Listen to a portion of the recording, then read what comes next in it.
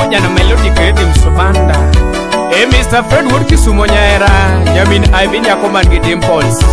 Odijo makodijo. Nyadundo tomochanda nango, mina bebo uno aya. Ogwela banjo chanda nango, mina bebo uno aya. Banjo chanda nango, kumino kinyo. Nyadundo amanye wendo. Mike fundi woda yomos na Eli Dr. Mawudo Mbei.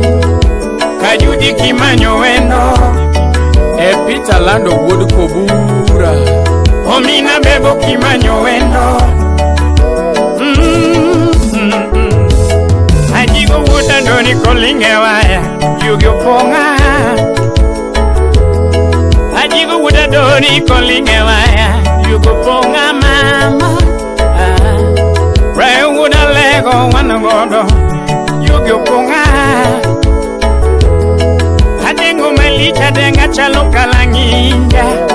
Aroji Wodu Genya. Aleki musipna koma kajawa. Wuda bandu umridore. Amanyo nyapima bera dundo wendo. Keo maneja tumulungo yaye. Udisai konyango. Udis yaye ngeo kaka no chako mabe. Kaka banyo no chako mabe. Utera teno wendo. Max di musiepa. Ayaye. Utera neno wendo.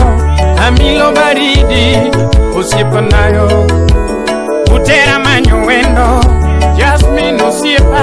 Erero lexe jabe. Utera manyo wendo. Cornelio usiepa. Ogwela jugo ponga.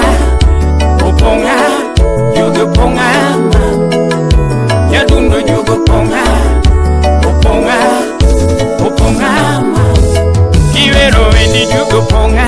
Solomon Atito Kafaya. Kimanyo nyarje no uko jugo ponga. Emineri. Kimanyo nyapito kelo jugo ponga. Nyaro sumba. Eviki Jacob. Kimanyo nyaro pito kelo jugo ponga. Nyaro sumba mama. Nyakwareska unudo mama. Kevin Ugenya Wudi Nyakwada. Awero nyakwareska unudo mami ye. Vinye nuonda nyaduno banjo lungi mama. Nyatigeriko alungi mama. Sami Ubunga Janyakach Baba Melanie Koda Mega. Nyatigeriko alungi mama. Ine Jaud Constance Nyartaita. Nyagi Jackton banjo lungi mama. Nyarigi njini omondi banjo lungi. Okelo James uko mano minu. Eshiru Muchai Odongo. Nyaminu wini ya yuani wenda. Imoso na Catherine Alum Nyaruge Nyaramunda Dr. Nyaminu wini ya yuani Chesh Nyarugueno. Emuri no kel. Frida Evalina. Osiepa Ogwela pumi chanda nango. Adingia denga chonino mama. Ina dengi nango mama. Ediagradida Mosna Kawili Mike Senior Intellectual. Banya loko kono sechoyo banya dundo. Ayaye Nyangi mao. Mori Sound Studios.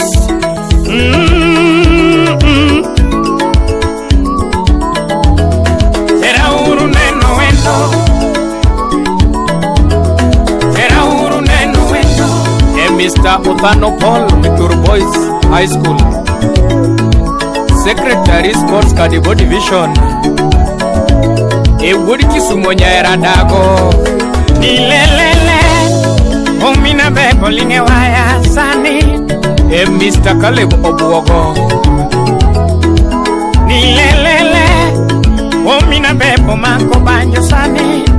Imoso na Kalisto Oriato Mwalimu. Nyadundo tumo chingo nega kaka neno kamanyo nyatima bero wendo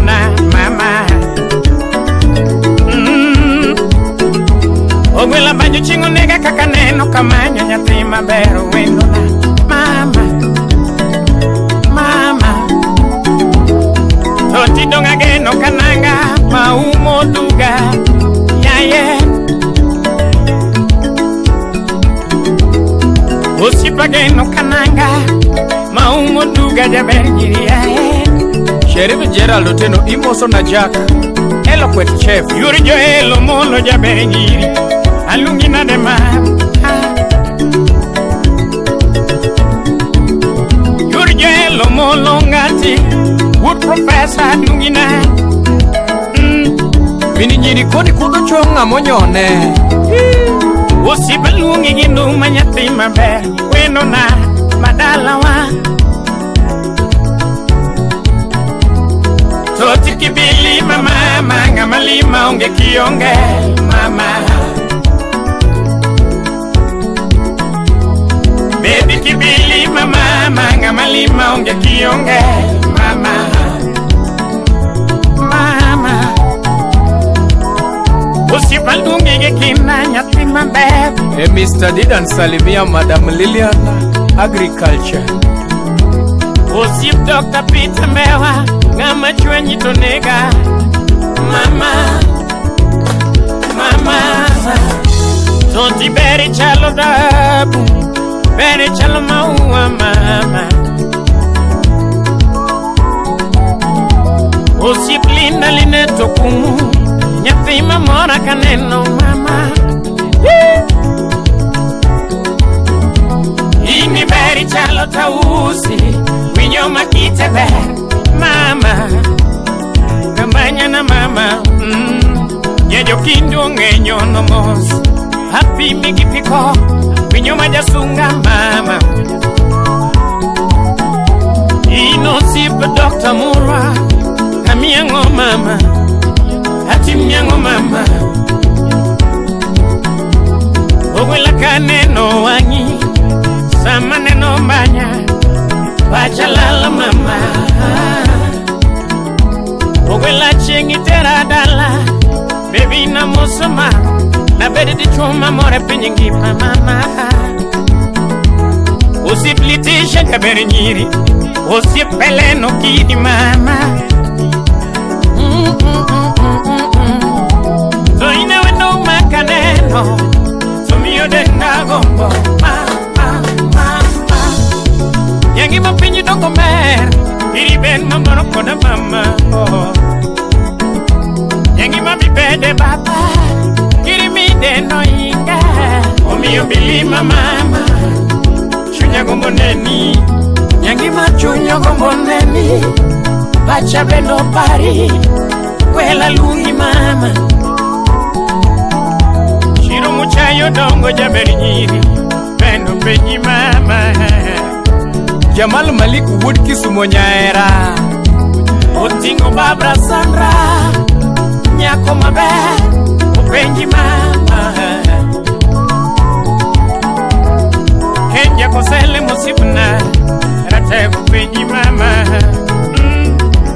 Edibna nyaki si mama Junior Mujuka wodoremo Rate upenji mama Evin Engineer Ragumo imoso na Oti White Collar Job Ex-Japan Lube Dongo Le Paris Upenji Mama Alungi nyadundo toti bine Alaro Gorma ya Shop Ragumo Alungo nyadundo toti bine Alungo nyadundo toti bilima Alungo nyadundo toti bilima Robert Matengo Ramanya manyako baby binena imoso na Robert uko Dacha Ramanya manyako baby binena Alungo nyajodongo Nyajodongo mami Nyajodongo toto Nyajodongo toto Nyajodongo mami Ogwela toto Ogwela mami Nyangimao Obusha Soja Design Baba Keti imoso na Omosh Baba Mama Charity mtoto wa Ukambani Makueni County.